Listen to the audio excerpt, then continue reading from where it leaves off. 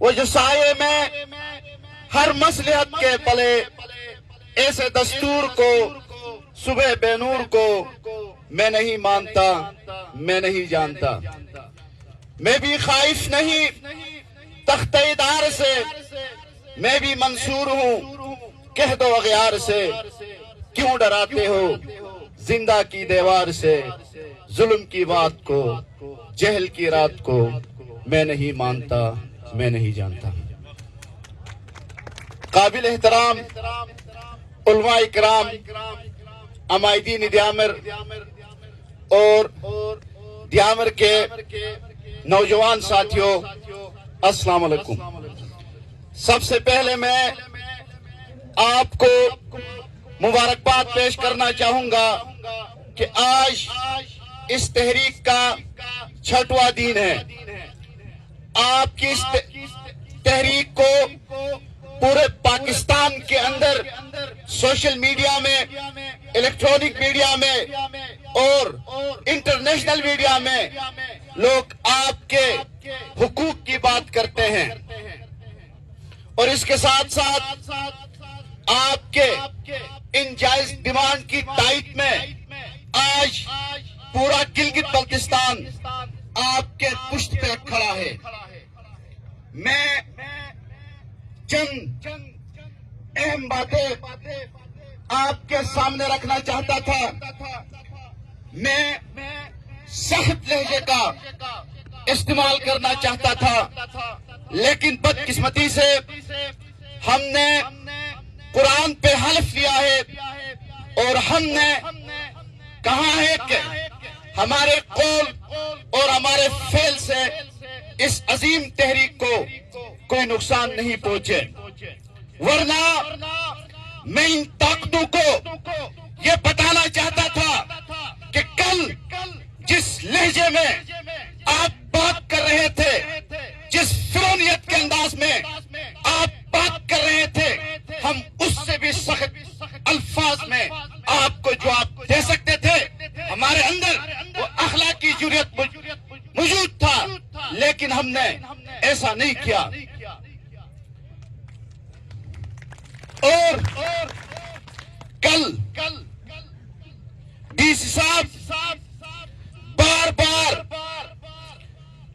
Accession date of 1952 کی بات کر رہے تھے، جو ہمارے دیامر کے عوام نے 1952 میں اپنی آزاد مرضی کے تحت ریاست پاکستان کے ساتھ انتظامی احلاق کیا تھا۔ اس ریاست کی ایڈمنسٹریشن کو، ایڈمنسٹریٹو ڈومیننس کو تسلیم کیا تھا، اور ڈی سی صاحب بار بار اس شک کی طرف توجہ مبذول فرما کے پریشرائز کرنے کی انڈائریکٹ کوشش کر رہے تھے۔ وہ شک یہ ہے کہ ہم بلا اجازت و منظوری حکومت پاکستان کسی دوسری ریاست یا قبائلی علاقے سے کوئی معاہدہ یا سمجھوتا نہیں کریں گے۔ دشمنان پاکستان کو اپنا دشمن اور پاکستان کے دوستوں کو اپنا دوست سمجھیں گے۔ یہ شک صرف اور صرف اس حد تک تھا کہ والی سوات کی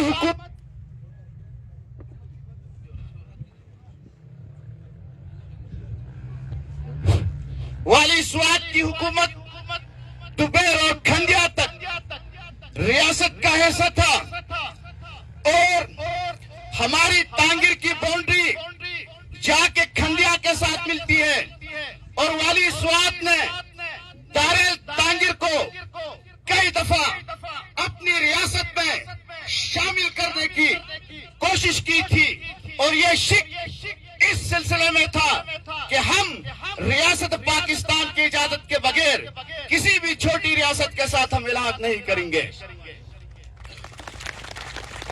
یہ کسی انفرادی شخص کی بات نہیں تھی، یہ کسی فرد کی بات نہیں تھی، اور اس کے ساتھ ساتھ اس معاہدے کے اندر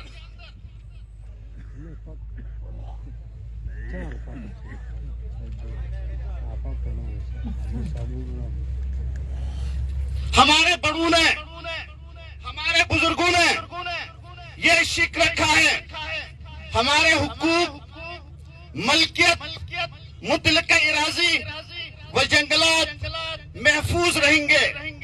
ہم بدستور سابق ان کے مالک تصور ہوں گے۔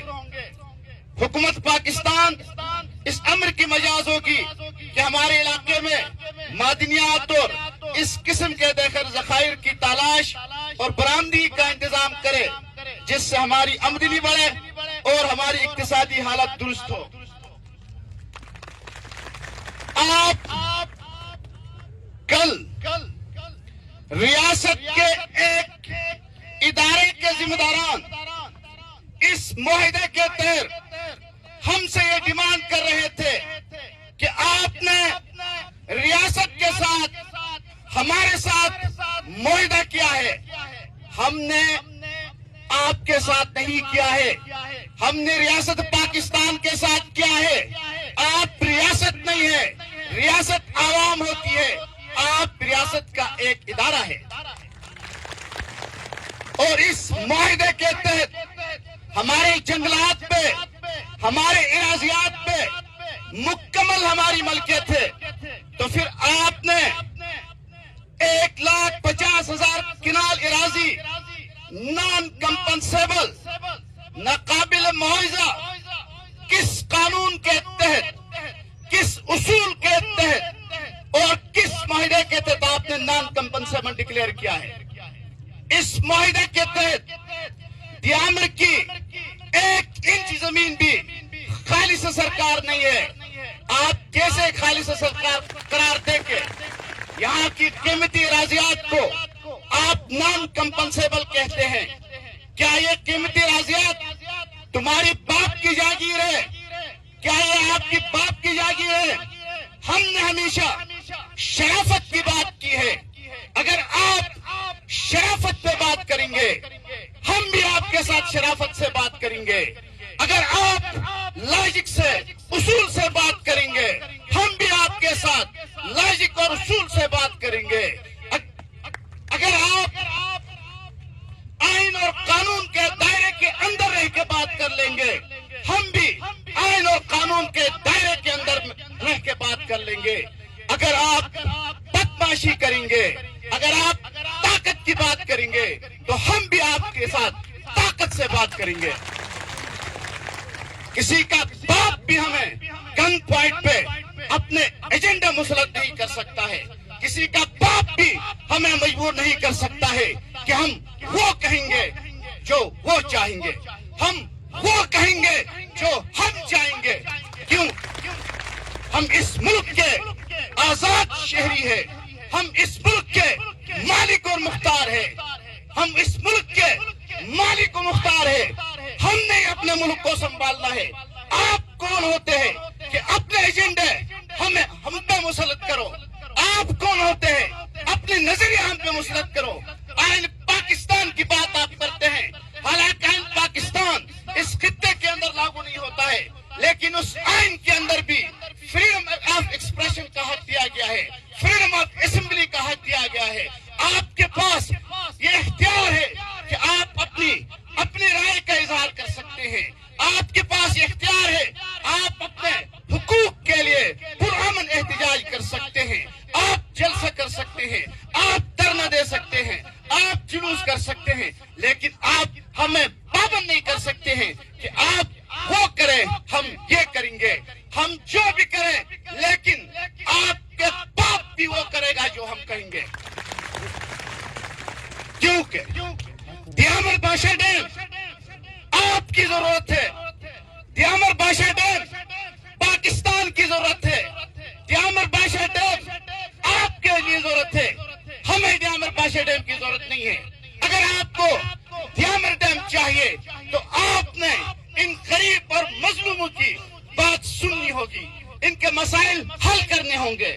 اور اس کے ساتھ آخر میں ٹائم کم ہے، ہم نے من حیث القوم منافقت سے باہر آنا ہے۔ ہم نے اپنے قول اور فعل کے اندر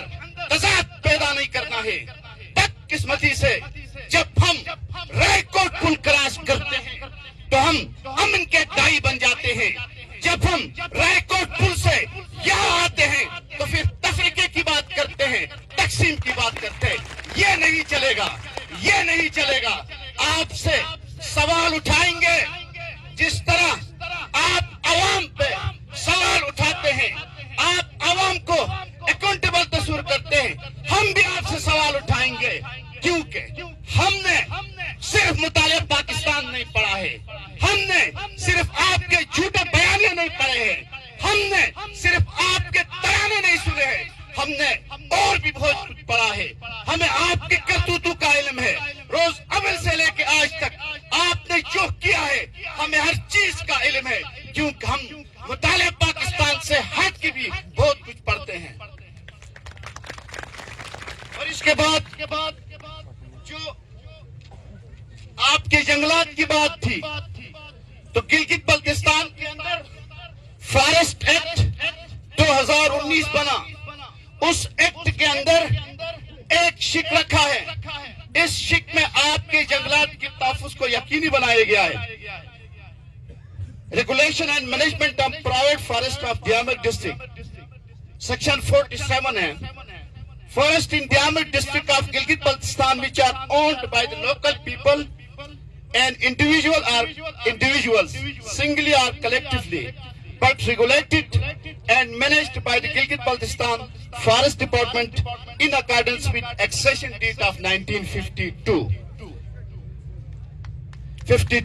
between the government of Pakistan and the judgment passed by the Supreme Appellate Court Gilgit Baltistan in case no SMC 18/2009 dated 16/4/2011 thereby accepting the ownership rights of the local resident communities of Darel, Tangir and Chila subdivisions in private forest of Diamar district or private forest.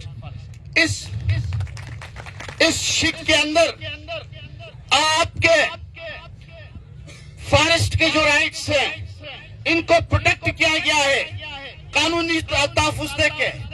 اور آج جو proposed land reform act ہے